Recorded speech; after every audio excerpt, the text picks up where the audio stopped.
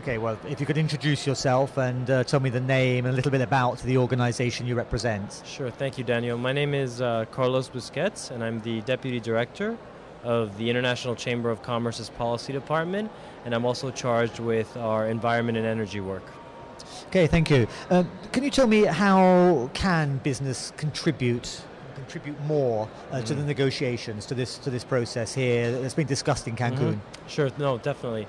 I think, well, already business has done a lot and is already doing a lot outside of this convention. If you look at the solutions that are needed to deal with the climate challenge, the scale of the problem, the magnitude of the financing, it's the private sector that is the key player in this area.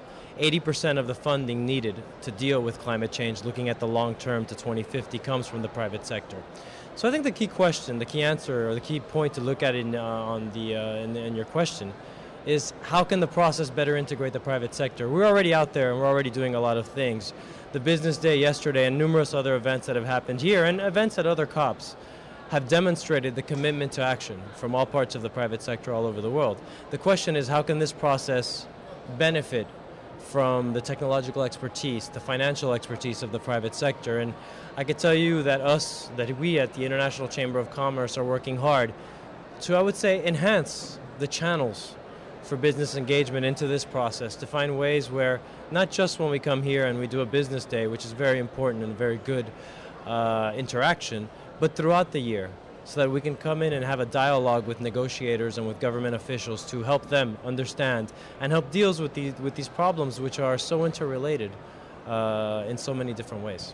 I mean, with 80% of the funding coming from private industry, do you get 80% of the say in the way the decisions are being made? And should you have a greater say? Well, I don't know if I'd give a percentage into the say on how decisions are going to be made. That's very difficult. But clearly, the private sector is a key player, and clearly there has to be a way to engage us even more. Oftentimes, we have the world of what's already going on, the business that's happening, the low carbon economy that is developing.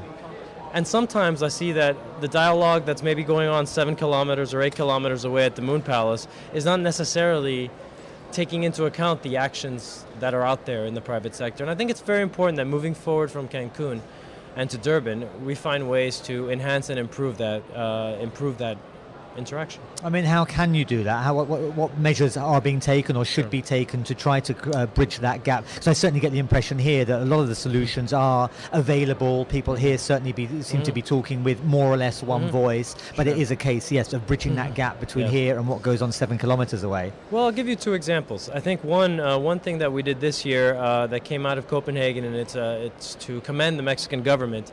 At their initiative in July, we created something called the Mexican Dialogues with the World Business Council for Sustainable Development.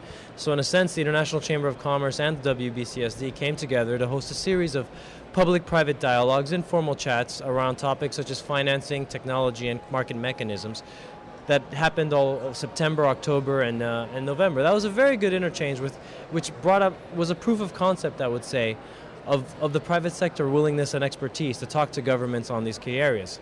Now, moving forward, one thing that the subsidiary body for implementation, one of the negotiating groups here, has discussed is ways to enhance engagement, not just of the private sector, but of all of civil society. And we at ICC have made a strong proposal to create a channel to try to provide this range of views, this range of expertise, and a mechanism so that the process can benefit from that. And we really hope to, after Cancun, take this forward, working with governments. And I think this is, by the way, not just for the government. I mean, not just for the private sector, but all of civil society. I mean, we have to find a way to integrate us more into the process, not just at these meetings, but in the lead up to these meetings. So there are many things going on. It's a challenge on the side of the process, but it's also a challenge on the private sector to organize itself to be able to do this.